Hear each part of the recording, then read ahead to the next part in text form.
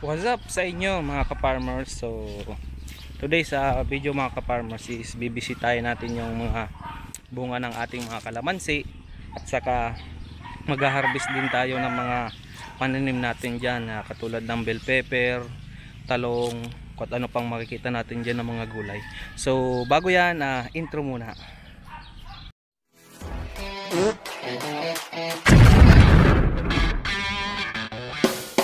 Kunting tsaga-tsaga lang.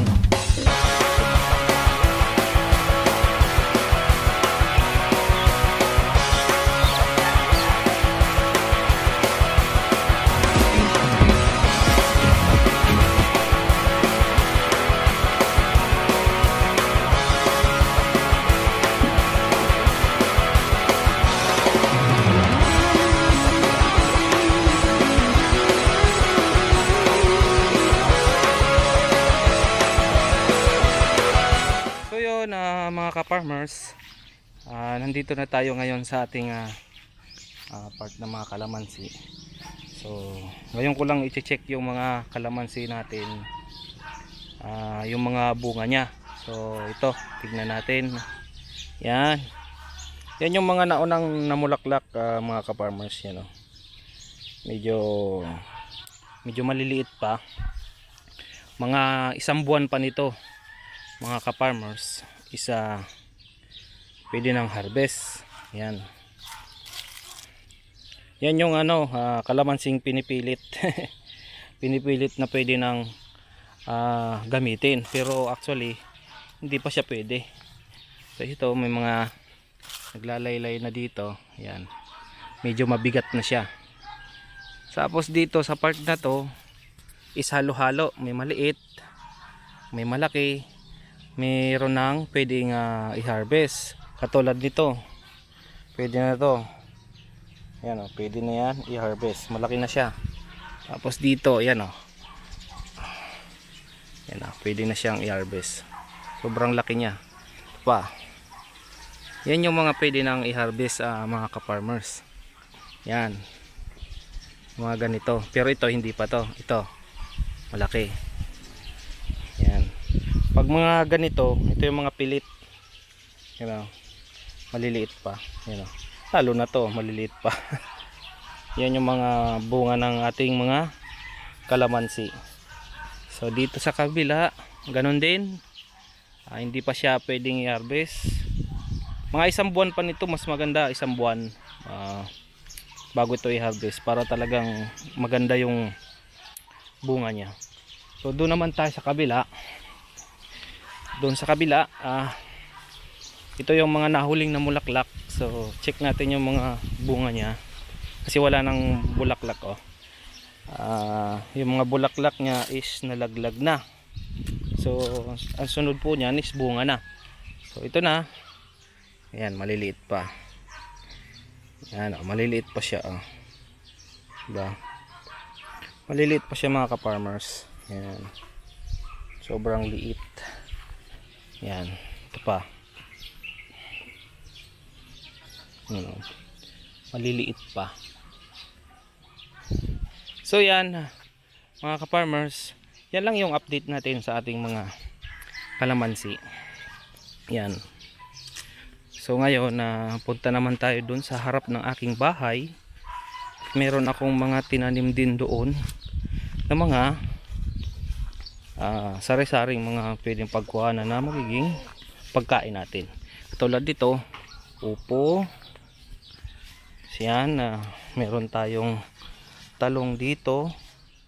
Yan, talong. Meron din kamatis. Ayan, kamatis, talong. At ito mas maganda, yung mga bell pepper natin mga ka-farmers. Yan, diba? Sobrang laki. Kulay pula na, namumula na. Yan. Tapos ito yung hindi pa, green pa siya. Tapos dito, dami rin dito. Yan mga ka-farmers, sobrang laki. Tapos dito naman sa kabila is mga siling haba. Yan, nakapag-harvest na dito Yan, mga siling haba. So yan is i-harvest natin mga ka-farmers. Ito, mga talong pa to. So tara, mga ka-farmers is mag-harvest tayo ng ating mga gulay.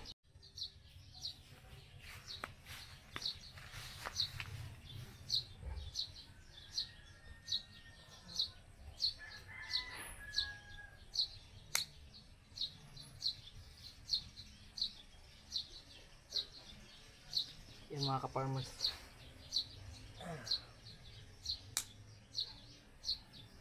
Mga ka-farmers, oh.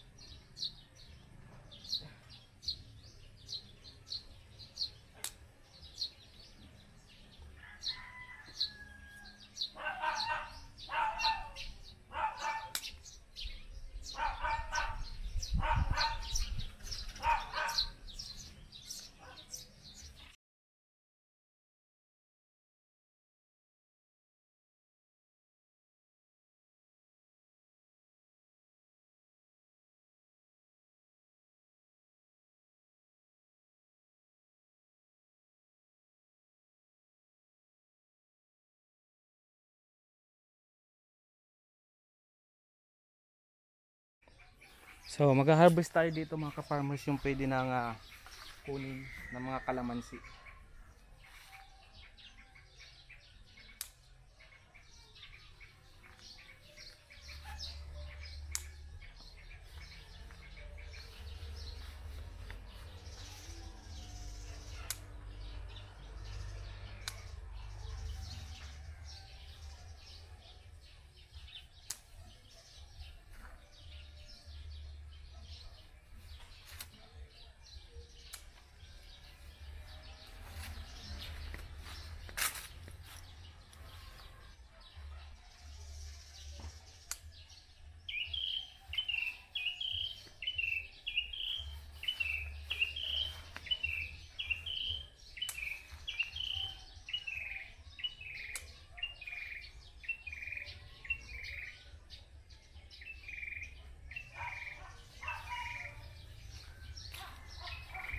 So yun mga ka-farmers, nakapag-harvest na tayo ng kalamansi at saka yung mga gulay na nandito sa aking bakuran, sa aking munting farm. So ito yung mga na-harvest natin. Yan o, talong, bell pepper at saka kalamansi. So may uulamin na tayo mamaya mga ka-farmers. Diba? Yan mga dumi-dumi, tubig po yan. Yung tubig na natuyo kasi sobrang init ng panahon ngayon mga ka-farmers. Kaya yan ang nangyayari pag dinidilig, pag naarawan yan, natutuyo yung tubig. Ganyan nagiging itsura sa ating mga gulay. So yun, minalimutan pa tayong i-harvest mga ka-farmers.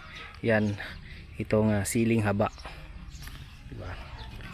Yang siling haba. Yan. Ito pa, mayroon pa dito. Malalaki na to oh. Yan. Yan, dalawa lang. Okay na yan. Tapos meron din ditong okra. Ito. Yan o, okra. Harvest din natin yan mga ka-farmers.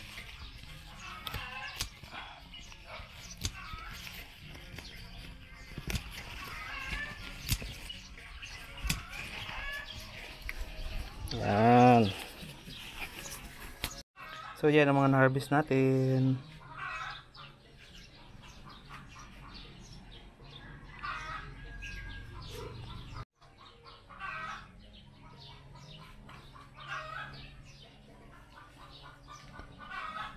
So yun mga ka-farmers, hanggang dito na lang aking premiere mga ka-farmers.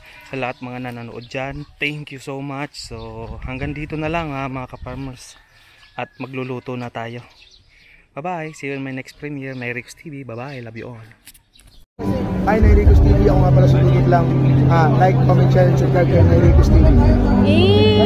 Nairicos TV, shoutout sa'yo, like, comment, and subscribe. Power!